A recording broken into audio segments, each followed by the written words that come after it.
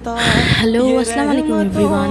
আজকে আমরা করছি ডিমের চপ। তার জন্য আমরা প্রথমে গোটা গরম মশলাগুলো ভালো করে ভেজে নেব। যেমন আমরা ফার্স্টে ভেজে নিয়েছিলাম ধনে, কাঁচা ধনে, শুকনো লঙ্কা, দারুচিনি, এলাচ, জিরে।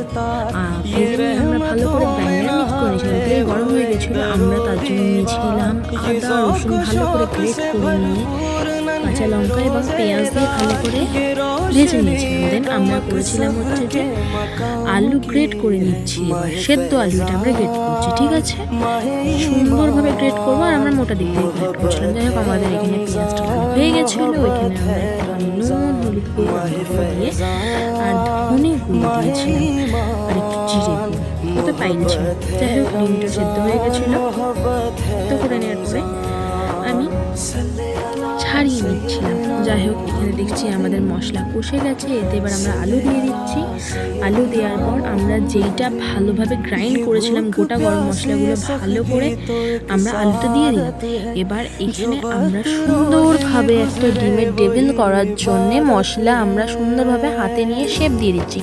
আমরা হাফ ডিমের করেছিলাম, যাই হোক কাটাটা দেখানো হয়নি। এবার আমরা এইটা প্রথমে কর্নফ্লাওয়ারে বাটারে ডোবাবো, তারপরে ওইটা আমরা ব্রেড ক্রামসে ডোবানোর পর ওইটা আমরা প্লাটার করে নেব।